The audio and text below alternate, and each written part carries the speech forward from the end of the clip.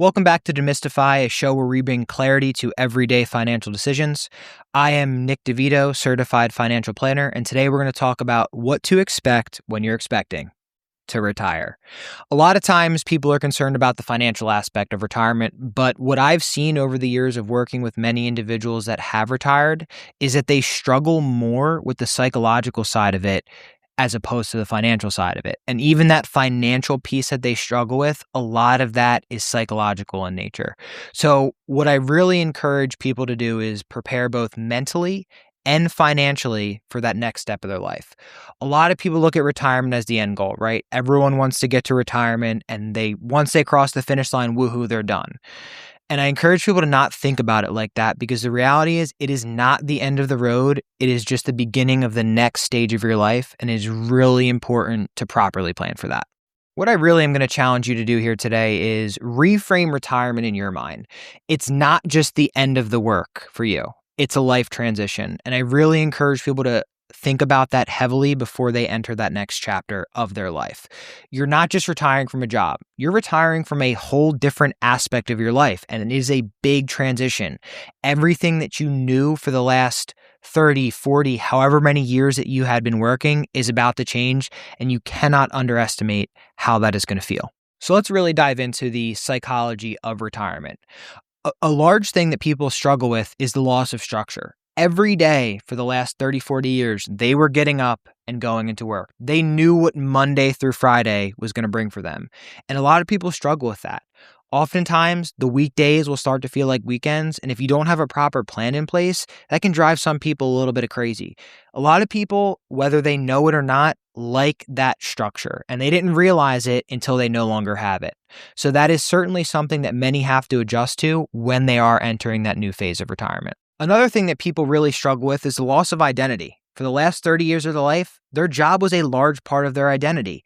If they took pride in their job, it was a lot of what they did on a day-to-day. It's a lot of what they talked about. It's a lot of what they put their energy to, especially for those that were really career-driven and motivated throughout their entirety of their working career.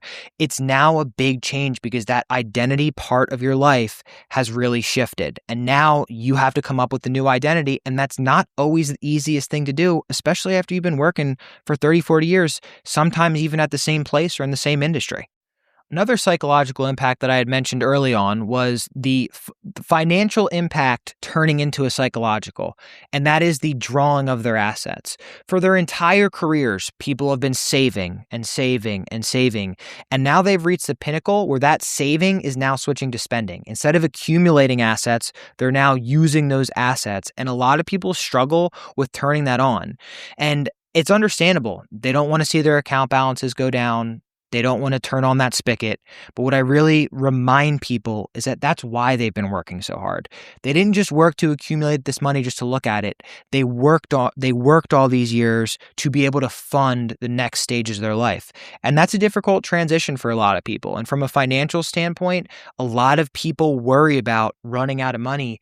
And sure, are there some people out there where that is a genuine concern? Absolutely. But a lot of people that don't actually have to worry about that, worry about it regardless, because it's a new life for them, and it's just something they have to adjust to. And this kind of blends in with one of the topics that I had previously mentioned, but they have too much time and not enough plan. And what I mean by that is now they have all this time on their hands and they don't know what to do with themselves. So one thing I explain to people that they should be doing before they enter that retirement phase is to have a plan in place. Maybe new hobbies that you want to get into, new activities, people that are also retired that you can meet up with on a daily basis or on a weekly basis, or at least somewhat routinely to get that social interaction. Because the last thing you want to find yourself doing is spending all your time indoors, not communicating, not talking with people, and not enjoying life to the fullest that you can be. A lot of what I just talked about was the psychological side of it. And many times people often think that it's just the numbers and not the psychological aspect. So we covered the psychological aspect. Let's dive into the numbers a little bit. One of the questions that I get frequently asked is, how much do I need to retire? And while it's a fair question, it comes with a lot of caveats to it. I actually had this conversation today at the dentist's office. She had mentioned that she heard that $1.4 million was the number needed to retire. And I said, no, not so fast. It really, truly does depend, and it's different for every single individual. And let's talk about a couple examples. And I like to use extreme examples because I think it illustrates the point. And it goes back to something we've talked about in previous episodes with cost of living. And that's a common theme you'll see throughout all of financial planning, is understanding what that cost of living is. What I mean by that is, let's say in retirement, an individual wants to live on $3,000 a month and their Social Security and pensions is generating $5,000 a month in income for themselves.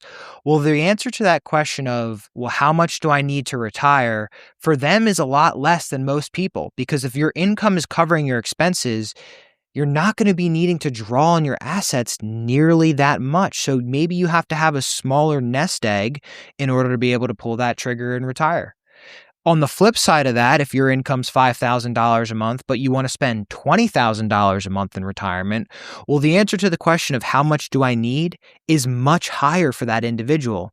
And it really comes down to lifestyle and cost of living goals for retirement. With that, one of the things that I strongly recommend that individuals do before retirement is practicing retirement. And that's twofold. Sure, from the psychological standpoint, you want to mentally prepare for that, but you really can't mentally prepare or simulate the not going into the office every day, not working every day. The way you can plan for retirement and the way you can practice for retirement is through monitoring your spending, figuring out what your current cost of living is, determining what your desired cost of living in retirement is. And let's say you run your plan in retirement and it's determined that you can spend $6,000 a month. Well, if you're going to spend $6,000 a month in retirement, you really should make sure that you can actually do that before you decide to pull that trigger. And that's what I mean when I say practicing retirement. Practice living on that $6,000 a month for the years leading up to your retirement. By doing it that way, you're at least allowing some time to curb habits or adjust the plan if needed. If you try living on $6,000 a month and you find out that it's just not achievable for you, well, at least you know that now and not once you're retired. Because people say it doesn't exist or it's not supposed to exist, but age discrimination certainly does exist out there. And if you retire and then want to try to go back and get that same job at that same pay level, it's going to be a lot more difficult the older you are to do that. So by practicing retirement, you're ensuring that you don't have to worry about that, and that fear of having to go back to work is mitigated because you know going into it, you're actually able to do it. And like I said, if the plan needs to be adjusted, that trial period of you practicing retirement will allow you to make those adjustments. If you say, okay, well, $6,000 isn't cutting it, you have a couple options there. You say, okay, well, I can either reduce my spending, or I can increase my income, or I can work longer. Those are really the main levers that you have to pull. Sure, you can throw in a lever there of increasing your investment returns, but you don't have direct control over that. As much as you'd love to be able to say, okay, well, I want my investments to grow more than they have been. You don't have direct control over that. Sure, can you increase the risk in your portfolios to potentially achieve a higher rate of return? Absolutely, but that's not guaranteed. Of those levers that I referenced, the spending is the easiest and the one that you have the most control over of. Maybe not easiest. It's difficult to curb those habits, but it's certainly the one that you have the most control over. You have much more control over your spending than you do your income or your investments. And sure, you can work longer, but there's no guarantees in life. And as much as you'd love to work longer, who knows? There could be layoffs, there could be medical circumstances. There could be a litany of reasons why you can't work longer. So it really does go back to that cost of living and truly understanding that. So what actually does change in retirement from a financial standpoint? The big change that most people are dealing with and the nature of retirement is that you no longer have that paycheck coming in. And once again, we talked about the psychological component of that, which certainly needs to be overcome.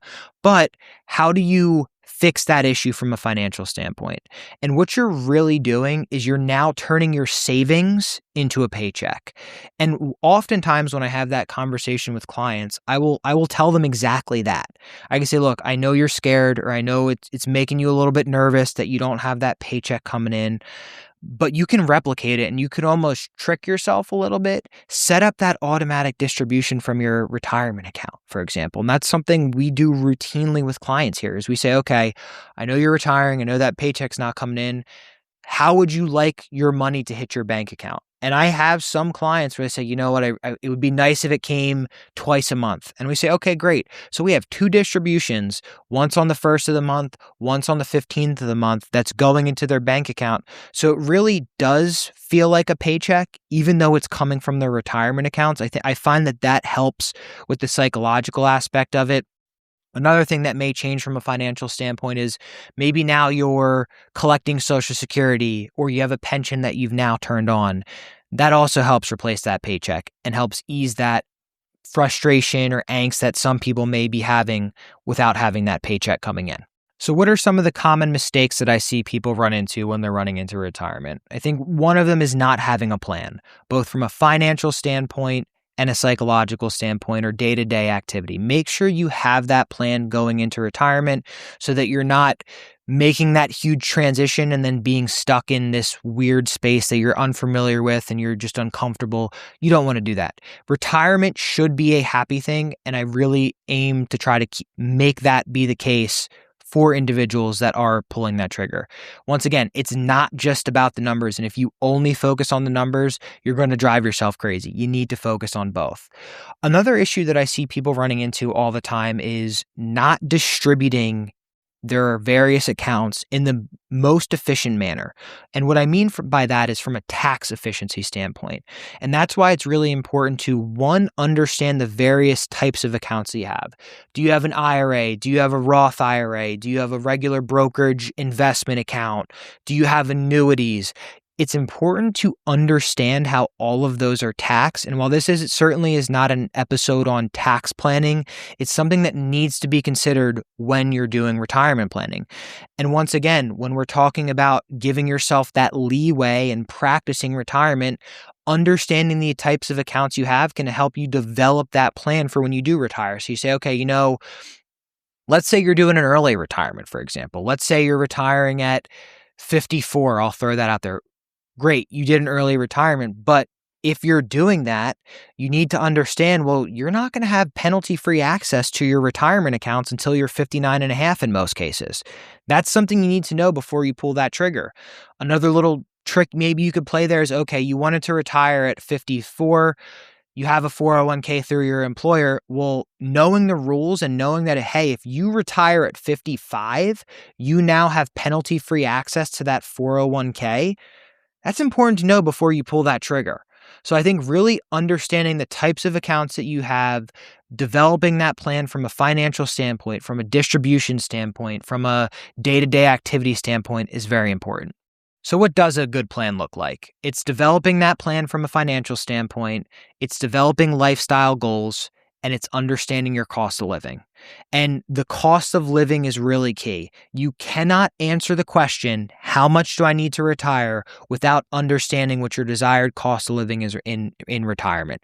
So I really encourage people that are doing retirement planning to start there, because once again, we talked about this in previous episodes, but goal setting, having that goal, knowing what you're working towards, knowing those numbers is very important when you're developing your plan for retirement.